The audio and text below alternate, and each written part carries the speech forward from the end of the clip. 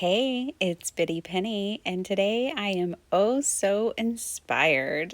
I can't wait to share this card with you and tell you about my weekend.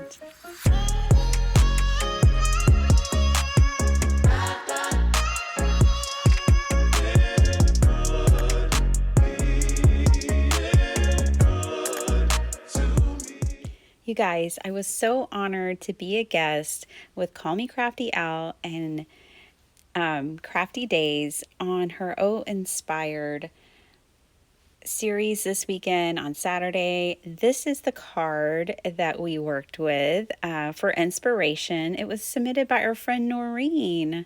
And Noreen, it is fabulous. So it was made by Shirley's Cards. So I want to make sure to give props to that. There's also a sabotage that was submitted, tiny stamps only.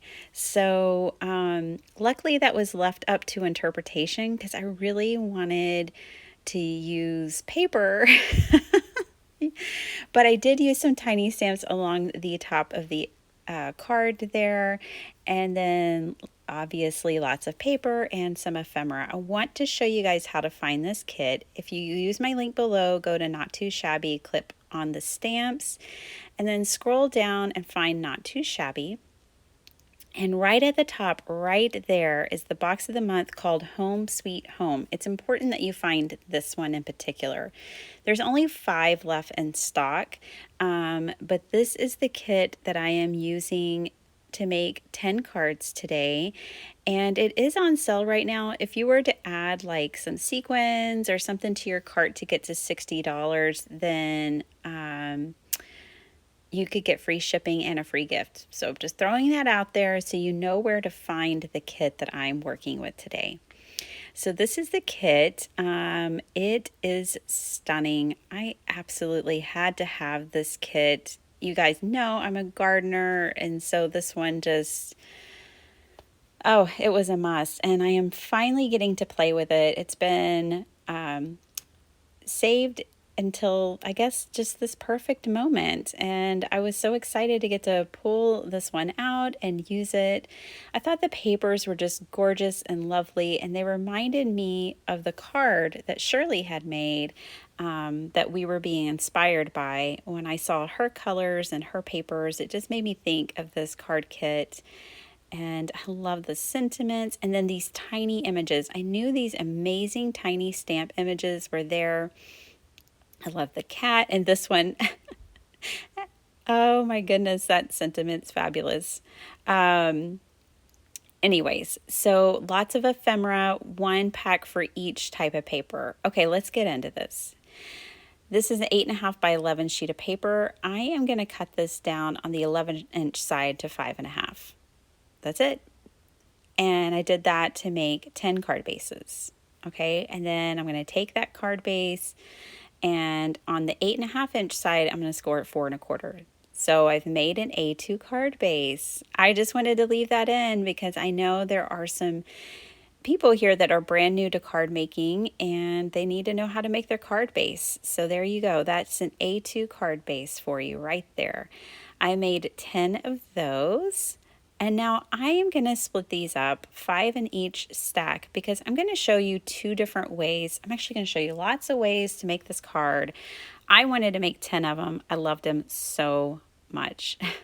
Okay, the first thing I'm doing with this one is I'm just kind of eyeballing from the top of my fold in that corner down, and I just kind of pick an area. Then I'm going to scribble on that. That's the part that came off. I'm going to flip it over.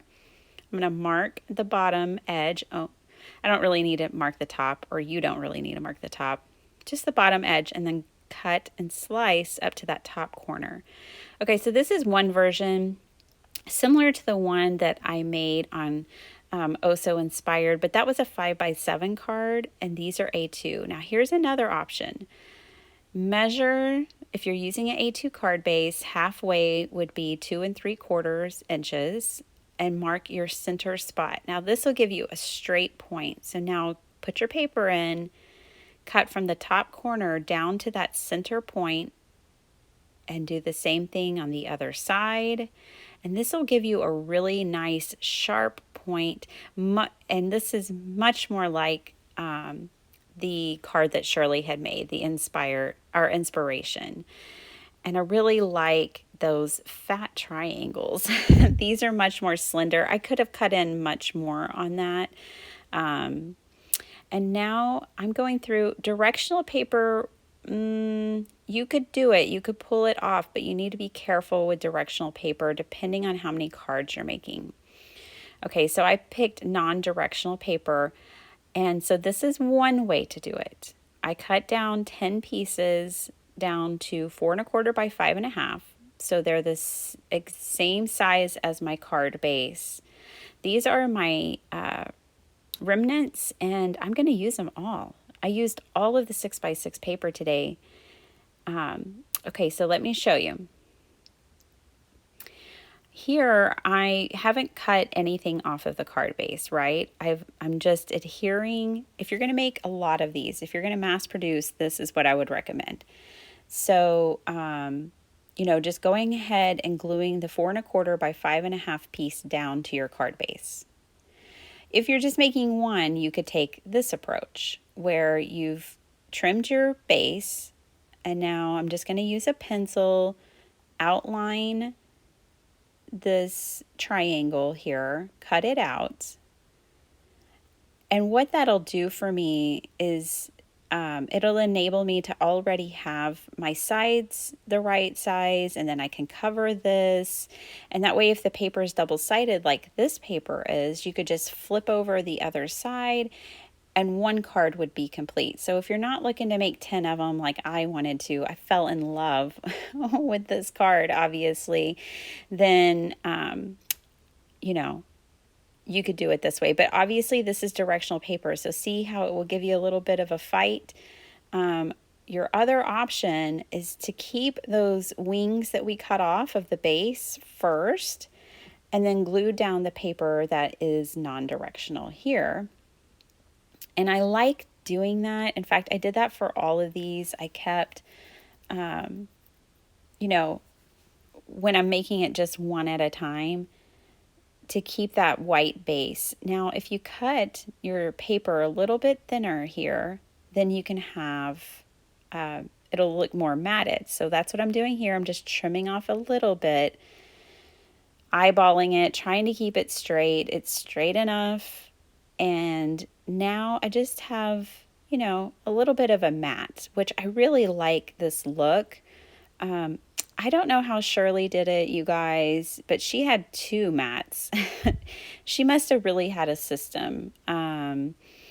But this was my approach. I want to make it simple and fast and beautiful and, something that I can mass produce. Now here I am gluing those pieces down for this one as well to the white part that I had cut off. Okay, and this one, you see how it's a very different look. I don't know. You guys let me know. Which one do you like? You like the more pointed look? Do you like the squared off edge? I would love to know. So here I want to show y'all with this piece, it's a really good indicator because the back side is white and the front side has that pattern paper. So if you use the pattern paper like here to mark on one side, flip it over for your other side so that the white side is showing to mark, and then you'll get it right every time. So with darker papers, you might need to, instead of using a pencil, you might need to use like a white gel pen or something to mark your paper. I did have to do that with some of the paper that I did today. I will say that the pointed card base is a little easier, to be honest, because you just mark the middle section and you can cut them much faster. So actually the points are a little bit faster to make. Okay, because I'm making 5, I don't have to use the same colors there. What I'm going to do is I can just dump all these out on my table. And then I can go back and match up some different patterns together to give me the variety that I wanted. So that's a bonus of making more than one card. Maybe all your paper is single-sided. Then this would be a way to get that look with single-sided paper. I love double-sided paper. It is for sure my favorite. But maybe you've got single-sided paper that you really want to use. then this would be the method to do. Make more than one and you can mix up your papers. So now for all of these, you guys, I just, adhered that 4 1/4 by 5 1/2 and then cut them down. So it moved really quickly. I made these 10 cards quick. Like once I figured out a process and how I wanted to do it, they were really fast to make and I love the effect of them. I do wish these were cut in further, but I still like them. So I think these would be really cute. I think I have a Japanese paper pad from Photoplay or someone from years ago that I need to pull out. I think these would be really cute with like they kind of remind me of like origami. And I think they would be really pretty with like, I don't know, kind of a geisha theme or like cranes and like to make them with like a Japanese themed stamp set or something like that. I think would be really pretty. So here's how they look. Now in this box you get 2 paper pads and then 2 packs of matching ephemera for the paper pads. You get 3 stamp sets. It's just amazing. I love the Not Too Shabby boxes so much. They are exclusive. I know you guys are bummed, and I am too. I mean, I'm happy for Jamie, but I am too bummed that a little bit that the box this month sold out so fast because I know so many of you want it. If you can, subscribe. If not, I understand. And just on the first of every month, check Not Too Shabby bright and early on the first day of the month and see, is the box something you really want? Can you get it that month? If not, sometimes she'll have like maybe a couple extra paper pads or some ephemera or a stamp set or 2 left over, and she'll sell them individually in the shop. So I want to recommend that to y'all. I know we're all working with different budgets and priorities, but it's an option.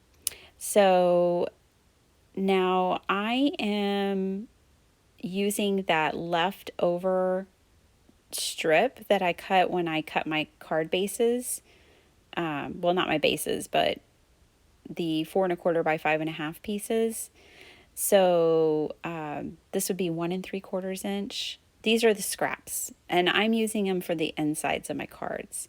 Now, one thing I didn't talk about yet is when I'm lining up those triangles on the edges, I make sure that they don't overlap the sides of my card or the bottom of my card. I tried to make sure those were all very even so that they'd stand up nicely. I pulled enamel dots from my stash. And here are the cards. I kept them really simple, you guys. This ephemera is so gorgeous. I only needed 1 piece. And with the card design, these are just fast, simple, beautiful cards. So much fun to make. Really something outside of the box. Like if you feel stuck in your box of card making, this one will break you free. It's a lot of fun. I am so glad I got to hang out with Alicia and Lisa and everyone in the chat. I had the best time on Saturday with Oh So Inspired. I'm going to leave it linked below in case you missed the episode. You can go back and watch it now on replay. I'm going to leave the link for this spot. Well, I'm going to leave the link for Not Too Shabby down below. And then I showed you how to get there. Click on stamps, go to Not Too Shabby. It should be at the top. Like I said, there are only 5 of these boxes left. And so, definitely go check them out. I'm doing a collab video tomorrow and with some Not Too Shabby teammates, and we are making gift sets of cards. You know, like when you want to give someone a whole set of cards. Yep, we're making clean and simple ones in our collab tomorrow. So you'll want to check that out. I have some journaling videos I'm planning on sharing later this week of my garden journal for this spring and other things. So thank you guys so much for hanging out with me. I know it took a little hiatus. I had a whole lot of life going on, which was all fun and good. But I'm back. I'm back to crafting. I'm back to sharing. Thanks for hanging out with me. Thanks for being so lovely. I love all of y'all. I love the whole community, and I appreciate you so much. I hope you will give this a try and that I explained it well enough. All right, guys, there's how I use the little strips on the back. Thanks so much for watching. I'll catch you guys next time and have a lovely week. Bye.